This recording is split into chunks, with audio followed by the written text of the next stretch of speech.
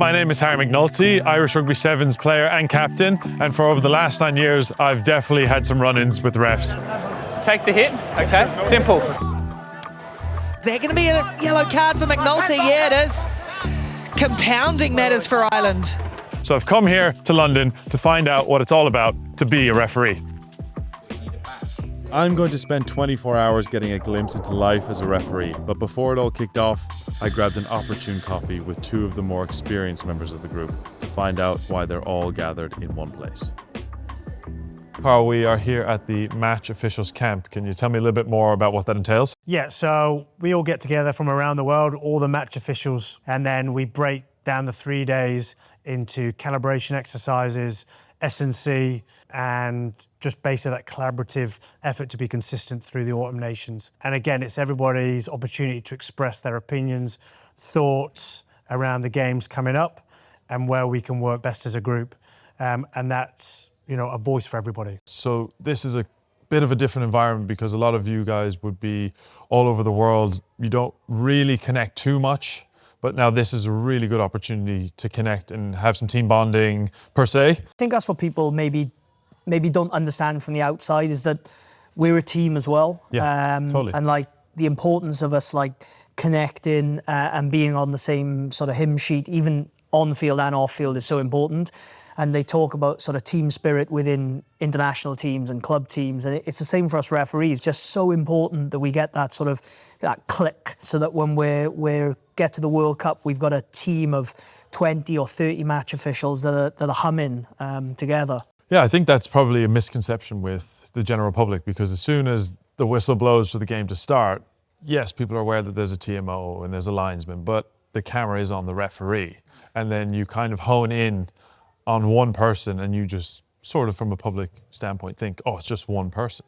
But the more you delve into it and look at this in these couple of days, you start to really peel it back and understand, no, this is a team environment. Everybody's trying to get the best out of it and really take these moments to work together. Now knowing what it was all about, it was time for the day's first activity. So a really important part of this camp is that everybody is on the same page across all of the match officials, and one section of that is a high performance seminar. And it's been a really interesting discussion because it's setting the foundations for all of the match officials to agree on specific foundations that they need to lay down so that the correct decisions can be made and the correct interpretations can be made in the heat of the moment. And I think it's been incredibly well received. I've learned so much from it as well. There's been a bit of a laugh, and I think it's going to stand so well to these guys going forward.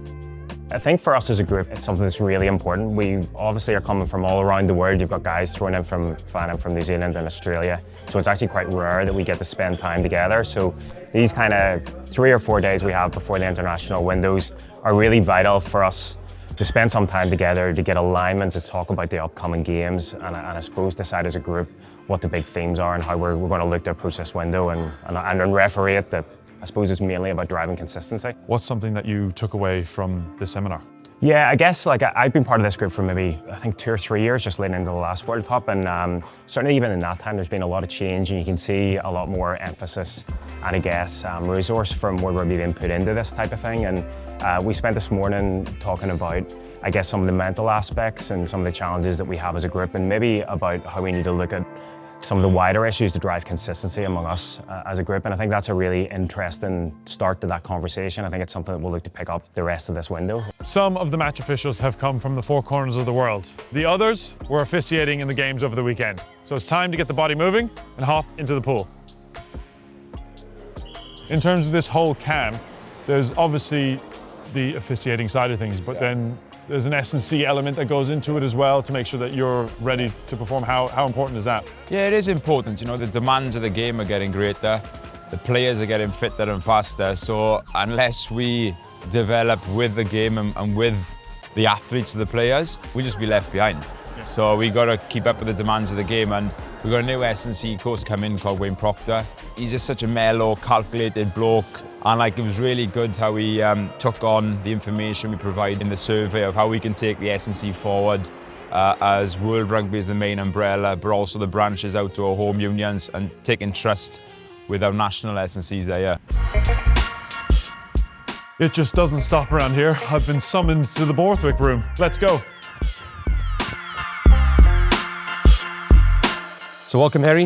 It's good to have you with us. We're aiming on doing a little bit of a TMO session with you to give you a better understanding of how we work in the TMO space and how challenging it can be in the heat of the moment to apply what we learn in the office and in the classroom through to a test match where there's challenges. Most important part around TMOing space is finding that balance between getting involved in the game where you absolutely have to versus letting the referee and the team of 3 on the field carry on and do their job, which is refereeing the game. So we've got 2 examples here, and as soon as you see the moment, we want you to almost deal with the referee as a TMO would during a game.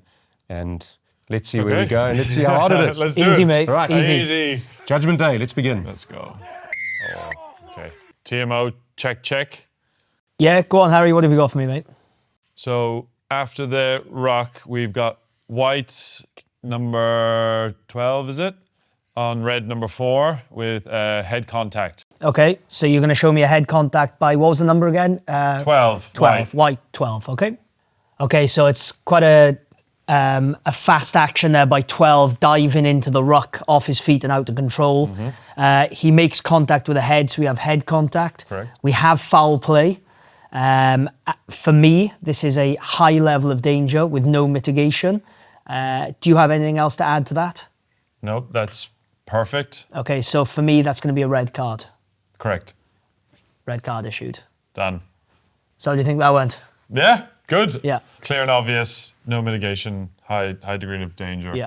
Yeah, so ticks all the boxes in pretty quick succession as well, no grey area. And I think the example we've given you now is the easy one. It's the clear and obvious. It stands out on plain view. The challenge and the debate in rugby always comes around those ones where it's not clearly obvious on the live view. One angle might show one story, the other angle shows another story. We have potentially not a high degree of danger, as clear as the previous clip. We've got a potential consideration around low degree of danger and mitigation. And so we're going to try you now that you are well versed in the easy clip. I'm ready. And I may be a little bit naughty with what I say as the on-field Okay, that's fine. referee. Let's do it. Test me. Okay, so let's give this one a go and let's see how we go. Great.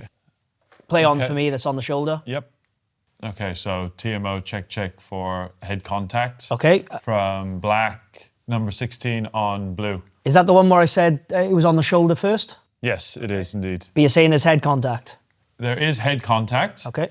It's just a case of, is there a high degree of danger? Okay, so we've definitely got head contact from those angles I've seen. We've got foul play. The player's upright. Do you agree with that so far?